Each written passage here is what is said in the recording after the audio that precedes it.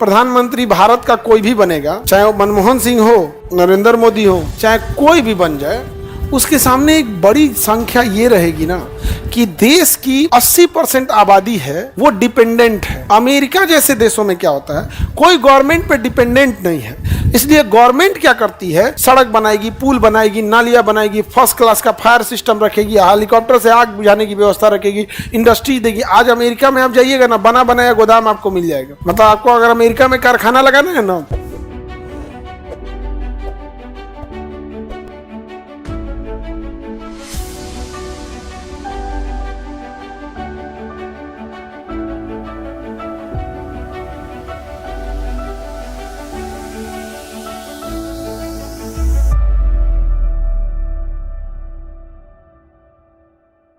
मनमोहन सिंह एक ऐसे व्यक्ति थे जो आरबीआई के गवर्नर थे।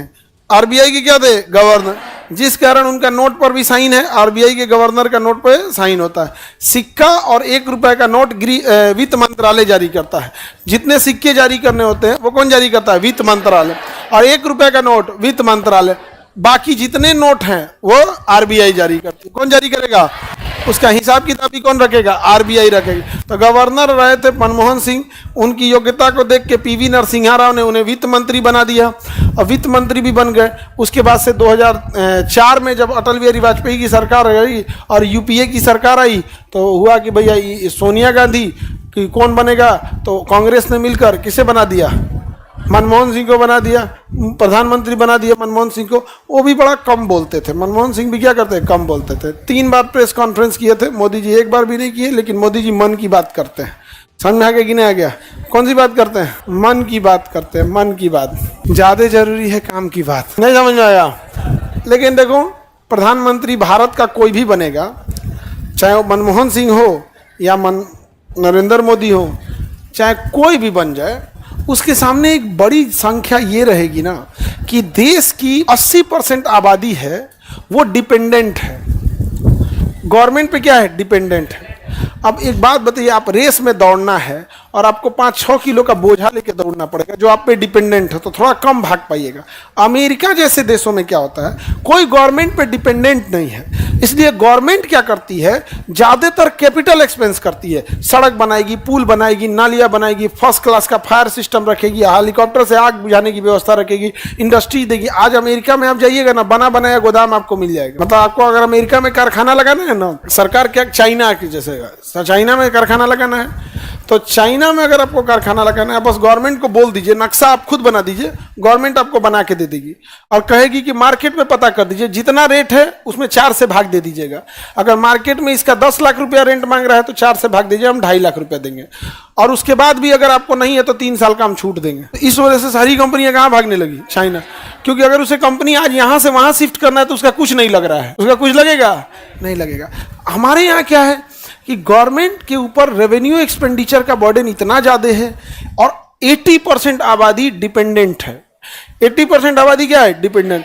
वो डायरेक्ट बेनिफिट चाहती है, जबकि देश का विकास होता है इनडायरेक्ट बेनिफिट से। जैसे अगर आपको कोई पैसे दे दे अकाउंट में, वो आपको दिखेगा, लेकिन अगर कोई चीज आपको बेहतरीन, जैसे दिल्ली यूनिवर्सिटी है, जेएनयू है, इलाहाबाद यूनिवर्सिटी है, बीएचयू है, ऐसे यूनिवर्सिटी इस टाइप के हर जिले में अगर हो जाएं तो क्या ऐसा थोड़ी है कि कोई हम चांद तोड़ के लाने की बात कर रहे हैं, या जो बीएचयू में पढ़ा रहे हैं लोग वो कोई फरिश्ता उतर के आया है। वो भी इंसान है, बशर्ते ईमानदारी से पढ़ा रहे हैं। अगर वो हर डिस्ट्रिक्ट में वैसी व्यवस्थाएं हो जाए तो लोगों को वो दिखेगा नहीं। क्यों? क्योंकि पहली बात तो वैसी व्यवस्थाएं बनने में 10 साल लग जाएंगी और वो डायरेक्ट नहीं दिखेगा।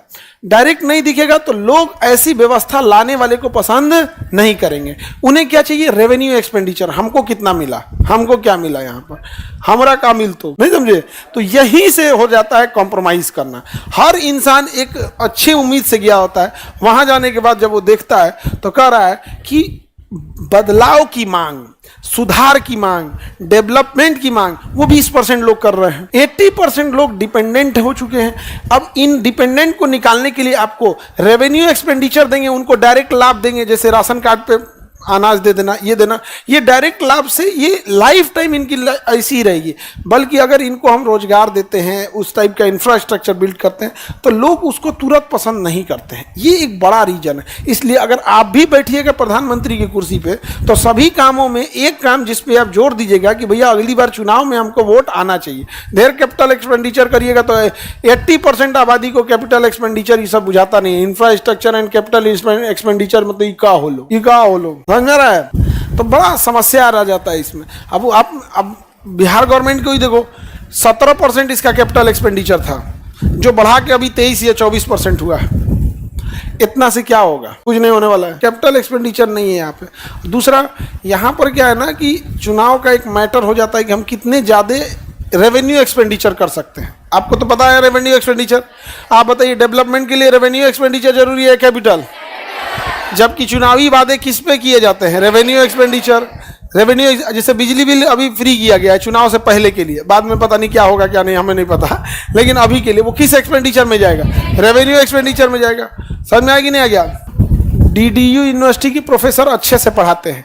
किसी भी यूनिवर्सिटी के प्रोफेसर, डीडीयू गोरखपुर में है, दीनदयाल उपाध्याय यूनिवर्सिटी, डीयू नहीं डीडीयू, किसी भी यूनिवर्सिटी के प्रोफेसर या सरकारी स्कूल के टीचर, ऐसा नहीं है कि इनके पास योग्यताएं नहीं हैं या इन्हें पढ़ाने नहीं आता है, बट उनको इस टाइप के माहौले में रख दिया है कि जिसका कोई हद नहीं।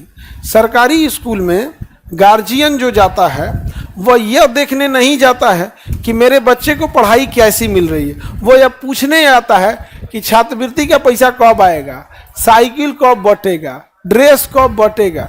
ये पूछने जब जाने लगेगा जिस दिन गार्जियन कि मेरे बच्चे को पढ़ाई ठीक से नहीं हुआ, जरा देख लीजिए, ये डाउट क्वेश्चन बता दीजिए, उस दिन से वो लोगों को भी एक अच्छा लगेगा। समझ में आया कि नहीं आ गया? दूसरा, कई बार सरकारी टीचरों को एक समस्या आप गौर करके देखिएगा कि जो गांव के गार्जियन जाते हैं सरकारी स्कूल में, वो टीचरों को प्रॉपर रेस्पेक्टो नहीं मिल पाता है, बस उनको छात्रवृत्ति चाहिए है। जबकि अगर वही जाइएगा आप प्राइवेट स्कूल में, तो प्राइवेट स्कूल के टीचर अगर रहेंगे तो जो गार्जियन पेरेंट मीटिंग जाता है तो गार्जियन खड़े हो जाते हैं जब उनके टीचर आते हैं। पीटीएम जो होता है, पेरेंट्स टीचर मीट में जो पीटीएम होता है पेरेंट्स में, तो जब टीचर आते हैं गार्जियन लोग भी खड़े हो जाते हैं। तो उस टीचर पर क्या एक मोरल रिस्पॉन्सिबिलिटी बनता होगा, जिस बच्चे को हम पढ़ा रहे हैं उनके गार्जियन खड़े होगा तो और तो इकोसिस्टम बहुत मायने रखता है, केवल एक चीज़ से नहीं होती है। तो रेवेन्यू एक्सपेंडिचर जब भी रहेगा भैया, आपको कुछ नहीं हो सकता।